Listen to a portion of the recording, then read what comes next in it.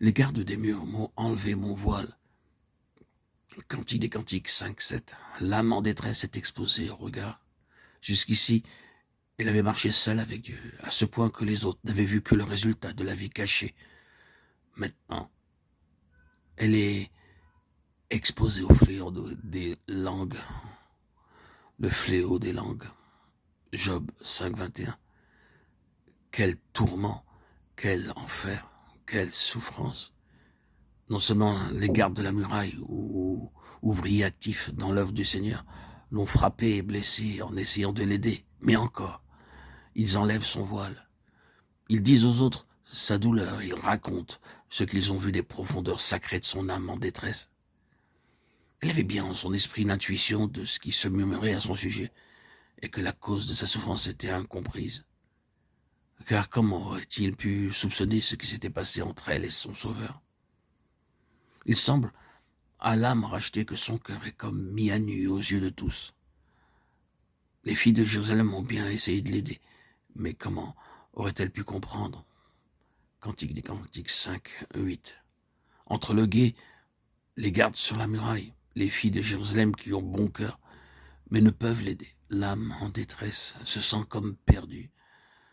Toutes les vagues, tous les flots passent sur elle, et dans les larmes, elle redit avec Job, « Mes parents m'ont abandonné, mes connaissances m'ont oublié, tous mes intimes m'ont en abomination. Ceux que j'aimais se sont tournés contre moi. Ayez pitié de moi, vous mes amis, car la main de Dieu m'a frappé. » Jean 19-14, 19-21. Il sait la voie que j'ai suivie. Quand j'aurai été éprouvé, j'en sortirai comme l'or. Job 23-10. Je vous adjure, filles de Jérusalem, si vous trouvez mon bien-aimé, dites-lui que je languis d'amour. Cantique 5-8. N'ai-je pas soumis et fait taire mon âme? Mon âme est comme un enfant sevré. Psaume 131-2. Dans l'abîme d'affliction et d'humiliation où elle se trouve plongée, l'âme est perdue, charge les filles de Jérusalem d'un message pour son bien-aimé. Elle, qui avait réjoui son cœur, elle, l'objet de ses faveurs, elle lui envoie un message par des tiers. Mais pourront-elles le transmettre? Car elles sont loin d'avoir toujours accès auprès du bien-aimé. Sauront-elles lui dire qu'il lui est plus précieux que jamais, que son amour, même dans sa sévérité, lui est plus cher que ses faveurs? Lui diront-elles que sa bien-aimée languit d'amour, malgré toutes les épreuves qui ont fondu sur elle?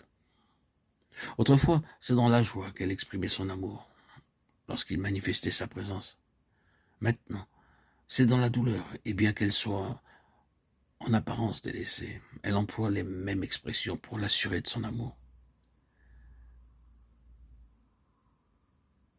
Elle a subi la terrible épreuve, et elle est demeurée ferme, ce qui révèle la profondeur de l'œuvre divine en elle, et que son union avec le Seigneur est inébranlable.